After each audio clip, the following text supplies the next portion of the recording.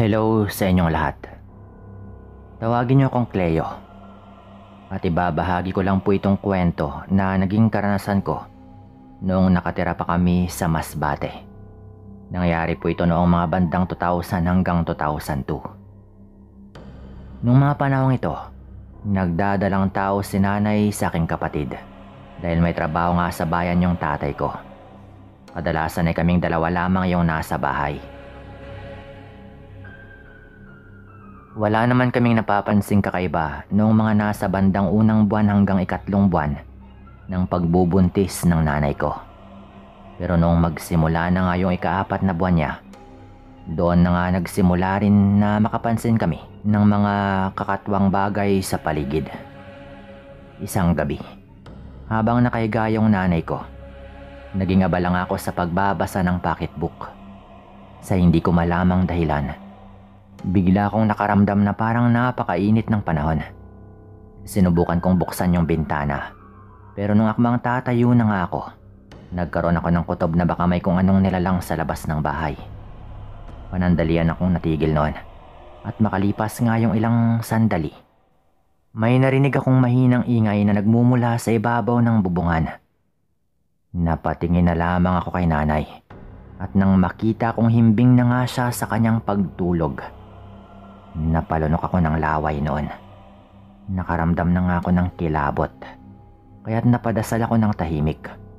Nasa kalagitnaan na nga ako ng aking pagdarasal nang may marinig akong yabag mula sa bubong na parang papalapit sa hinihigaan ng nanay ko. Nang mga sandaling yon, naisipan kong tumabi na nga kay nanay at tinutulak ko nga siya ng bahagya. Itinigil ko na rin yung pagbabasa at itinoon yung pansin ko sa paligid. Dahil himbing pa rin yung kanyang pagtulog, hindi nga niya naramdaman yung aking ginawa. Saktong pagkahiga ko, nakarinig ako ng ingay sa bubong na kagaya ng pagkalmot ng pusa. Napatingala ako roon, at makalipas pa yung ilang sandali, may humawi sa isang bahagi ng bubong na talaga namang napansin ko. Sinipat ko ng maigi yon, at napalunok nga ako ng laway nang makita ang nagbabagang mga matang nakasilip. Alam kong yun na nga yung tinatawag nilang aswang, kaya't kinabahan ako ng todo. Diyos ko, tulungan niyo kami. Hindi ko alam kung ano yung aking gagawin. Wika ko pa nga po ng pabulong noon. Walang ano-ano, mas naging malaki nga yung siwang ng bubong. May dumampi na ring mainit at malansang likido sa aking braso noon, kaya lalo pa akong kinabahan. Wala akong ibang naisip noon kung hindi yung labanan yung aswang, o kung hindi man ay manghingi ng tulong sa aming mga kababaryo. Dahil dito, nagmadali akong lumapit sa bintana at saka binuksan yon. Pagkabukas ko, walang pagdadalawang isip akong sumigaw noon ng napakalakas. Wala na akong pakialam kung makakabulabog ako ng ibang mga taong natutulog, dahil yung iniisip ko ay yung mailigtas yung nanay ko mula sa aswang na yon. Dahil kahit anong gawin ko po noon ay hindi pa rin magising yung nanay ko.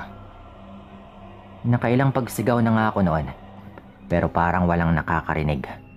Ilang sandali pa, napalingon nga ako kay nanay noon nang marinig ko ang kanyang pag-ungol. Kahit pa lampara lang yung meron kami noon, kitang-kita ko yung isang malasinulid na bagay na nakalawit patungo sa tiyan ng nanay ko. Halos lahat ng mga balahibo ko sa katawan ay nagtayuan noon. Alam kong nasa panganib yung nanay ko, kaya agaran nga akong kumuha ng itak noon. Pagkakuha ko, nakita ko na nga yung dugo sa damit ng nanay ko. Napamura ko noon at nang makita kong naroon pa rin yung dila ng aswang, walang pagdadalawang iisip ko yung tinaga. Demonyo kang aswang ka! Anong ginagawa mo kay nanay? Sigaw ko pa nga po noon, at dahil sa aking ginawa, nakita kong naputol ko po yung dila ng nilalang. Dulot din ng pagsigaw ko ay nagising na rin yung nanay ko. Nagulat siya at napatanong sa akin noon kung bakit nga ba ako sumisigaw. Meron pong aswang, nay. Nakita ko po yung dila. Nakita ko rin po mismo yung nilalang. Nakasilip siya dyan sa itaas ng butas sa bubong natin. Sambit ko pa nga kay nanay noon. Sigurado ka ba sa nakita mo? Tanong po nito at napatango nga ako sa kanya. At noong tignan ko nga yung kanyang damit, nagtaka ko kung bakit nawala yung bahid ng dugo na nakita ko roon. Iniisip ko na lamang na baka guni-guni ko lang dahil sa sobrang takot na nararamdaman ko. Hinanap ko na rin yung dila ng aswang pero wala na po ito roon. Ang tanging bakas lamang na meron nga akong dilang pinutol ay yung malapot na likidong nasa sahig na gawa sa kawayan. Nasa ganong sitwasyon nga kami noon nang may marinig kaming lumundag mula sa bubungan. Agaran kong sinabi kay nanay na baka yun na nga yung aswang na sumampa sa aming bubungan. Ilang sandali pa, may narinig akong mga sigawan. Upang malaman kung sino yon, nagmamadali akong lumapit sa bintana. Dumungaw nga ako roon at nakita ko yung 5 kalalakihang kababaryo namin na merong mga dalang itak at di bateryang flashlight. Nagsigawan nga sila at nang ibaling ko na rin yung aking pansin sa bahagi kung saan sila nakatitig. Nakita ko nga yung isang maitim na nilalang na hindi ko malaman kung anong hayop nga ba yon. Kakaiba po yon. Parang may pagkaaso na hindi ko maintindihan. Pero halatang malangis po yung katawan nito. Napaisip ako na baka yun na nga yung tinatawag nilang aswang. Kaya't napasigaw na rin po ako noon sa mga tao. At sinabi sa kanila na yun nga yung nilalang na gustong mangbiktima kay nanay. Dahil sa mga sinigaw ko, nagpasya nga silang lahat na tugisin yung nilalang. Papunta sila sa bahaging maisa noon. Kaya't nagdasal ako na sana ay magawa nilang mahuli yon. At nang wala na nga itong mabiktima pa. Nang nakalayo na nga yung mga lalaki, napalingon naman ako kay nanay. Inusisa ko ito kung kamusta nga ba yung kanyang pakiramdam. At ayon sa kanya ay bahagya lang naman na kumikirot yung kanyang tiyan. Napabuntong hininga na lamang ako noon. Hanggang sa mga oras na yun ay nakaramdam pa rin ako ng kaba. Dahil nga sa nangyari hindi ako nakatulog. Si nanay naman, dahil medyo inaantok pa nga ito at hindi rin maganda kapag nagpuyat siya, ay nagpasya nga siyang magpahinga. Nagbantay na lamang ako sa paligid noon hanggang sa tuluyang mag-umaga. Noon lang din ako nakatulog. Noong umaga na. Kaya nang magising ako ay nakauwi na rin yung tatay ko noon. Naabutan ko sila ni nanay na nag-uusap patungkol sa pang-aaswang sa kanya. Nabahala naman yung tatay ko at ayon dito, nakikiusapan niya ang kanyang amo na ilipat yung kanyang schedule ng trabaho. Nagpasalamat naman yung nanay ko dito dahil sa kanyang naging pasya. Yun nga po, naging kasama na nga namin yung tatay ko tuwing gabi. Hindi na rin bumalik pa yung aswang na yon, kaya't nakampante kami na hindi na rin aaswangin pa ulit yung nanay ko.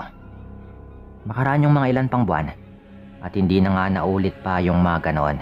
Subalit nang dumating yung mismong panahon na malapit na ring mga anak yung nanay ko, doon na nga lalong naging agresibo yung pagpaparamdam sa paligid.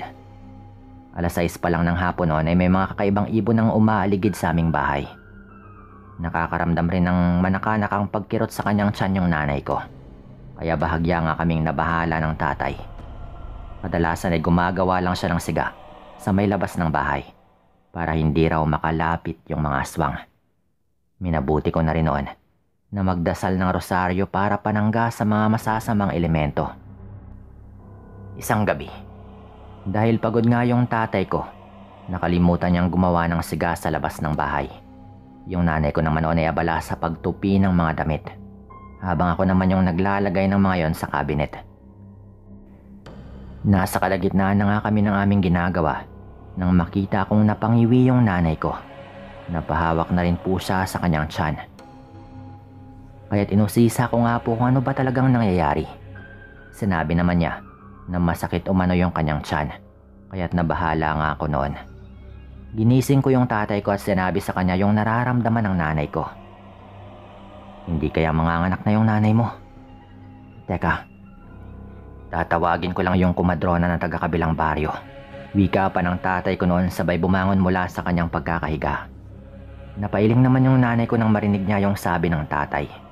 Sinabi rin niyang hindi pa siya manganganak, pero parang pinipilipit umano ang kanyang lamang loob, tsaka bahay bata. Nasa ganoon nga kaming sitwasyon nang makarinig kami ng mahinang paghuni ng tiktik sa paligid. Nagkatinginan po kami noon ni tatay ng mga sandaling yon at pareho kaming napaisip. Noon din ay inutusan ako ng aking ama na kunin yung itak. Kaya nagmamadali akong pumunta sa may kusina. Pagkakuha ko ng itak, bumalik nga ako sa kwarto para ibigay yon sa aking ama. Nagmamadaling lumabas yung tatay ko noon at sinabi sa akin ni nanay na sundan ko raw ito. Nung una'y nagdalawang isip ako, pero napagtanto ko na kailangan nga ni tatay ng tulong ko. Minadali ko na rin yung aking paglalakad noon at nung nasa pintuan na ako ay napalingon sa akin si tatay.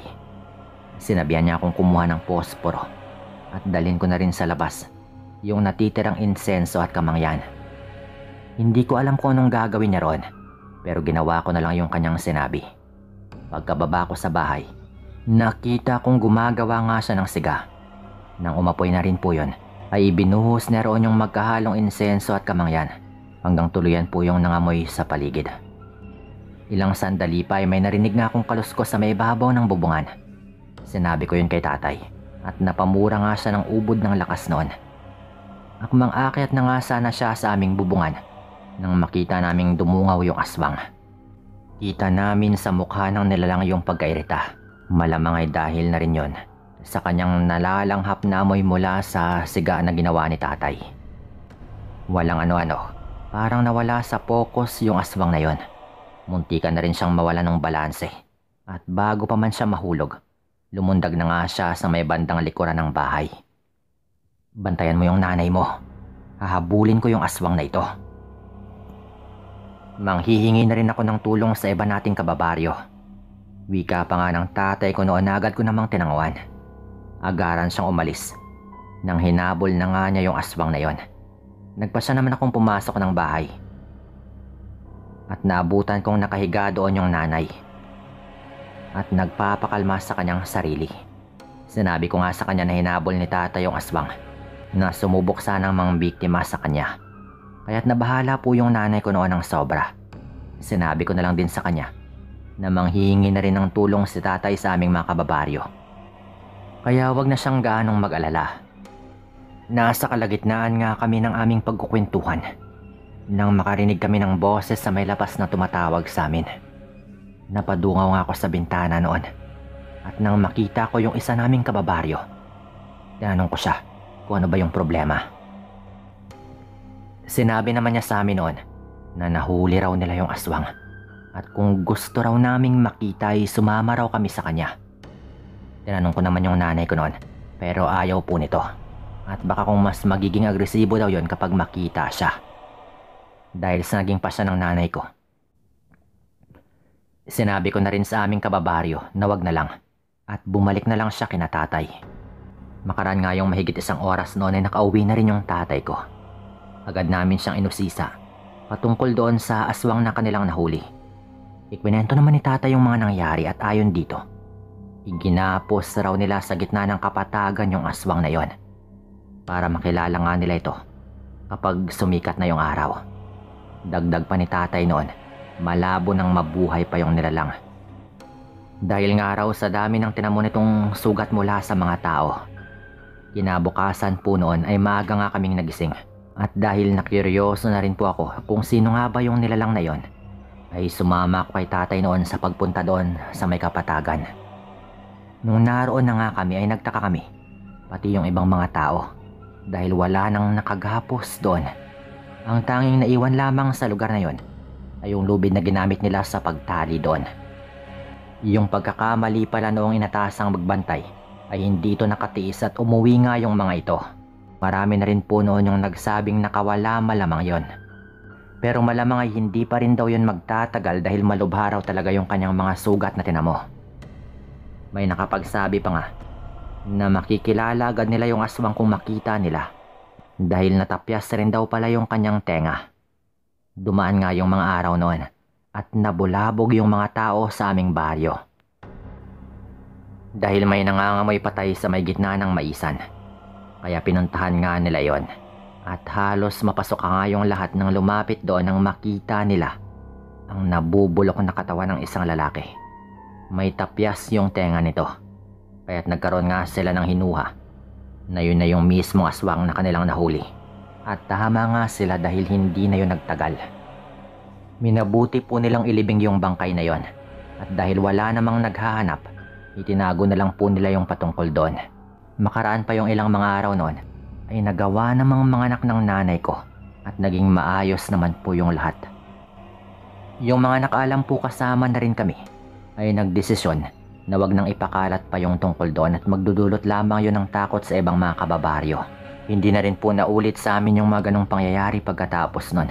Hanggang dito na lang din po ito at maraming salamat po.